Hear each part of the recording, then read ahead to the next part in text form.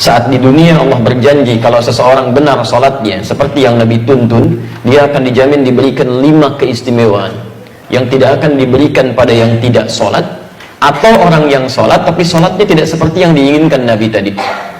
Nah, jadi Nabi itu membuat ketat fikih sholat, bukan ingin membebani kita supaya rumit sholatnya, bukan. Jadi persoalannya, Nabi menginginkan setiap umatnya mendapatkan 5 keistimewaan ini. Jangan sampai ada umat Nabi nggak dapetin satu di antara yang 5 ini. Ya.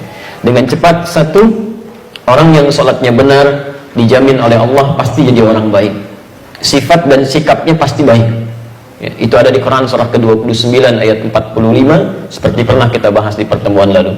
Inna sholata tanha 'anil fahsya wal munkar. Orang yang sholatnya benar, sungguh sholat yang ditunaikan dengan benar itu akan mencegah pelaku dari 2 sumber keburukan. Pertama, fahsya, yang diingkari oleh hati, sumbernya nafsu, syahwat, ya. Maaf, pornografi, porno aksi, zina, LGBT, itu fahsya. Ya. Munkar, keburukan yang diingkari oleh jiwa, sumbernya nafsu perut dan akal. Merampok, membunuh, ya, maaf, mencuri, korupsi, narkoba, macam-macam, itu mungkar itu. Jadi mustahil ada orang sholat perilakunya buruk. Jadi, Nabi menginginkan setiap orang sholat harus jadi orang baik. Silahkan Anda cek ya, anak-anak kita itu baru tumbuh saja, menjelang balik usia 7 tahun, yang ditekankan oleh Nabi itu sholatnya, bukan yang lain. Dan Nabi ajari dia sholat. Kenapa? Karena kalau anak-anak baik sholatnya dari sejak awal, akan tumbuh jadi orang baik setelahnya. Saya ingin sampaikan pesan nih, agak unik sekarang ya. Kalau dulu orang fokus pada sholat nih, sekarang saya agak bingung, anak-anak TK udah diajarin manasik gitu kan. Insya Allah fokus dulu pada sholatnya gitu kan. Tidak salah memang, cuman fokus pada yang utama gitu. Sholat pada belum baik, masuk ke masjid langkahnya sudah salah, diajarin manasik gitu kan.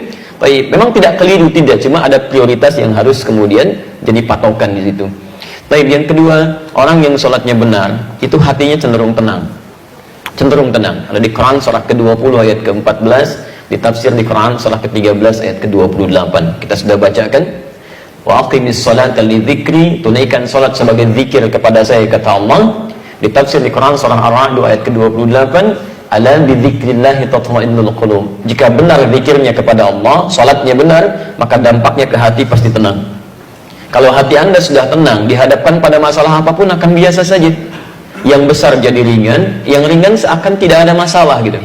Di orang-orang yang sholatnya baik menghadapi persoalan kehidupan, itu cenderung lebih nyaman, tenang gitu, nggak susah dia.